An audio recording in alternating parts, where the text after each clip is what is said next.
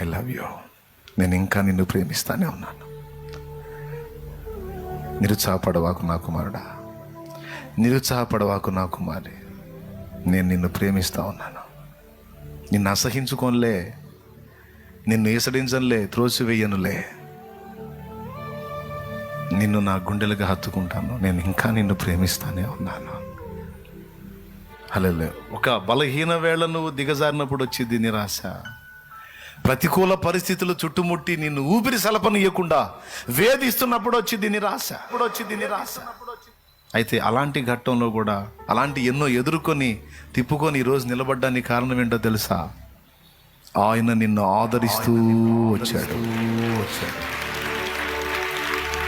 ఆయన నీ తలకి, నీ మెడకి దండమును వేసి బంధించి ఎప్పటికప్పుడు నిన్ను బయటికి లాక్కుంటా ఉన్నాడు.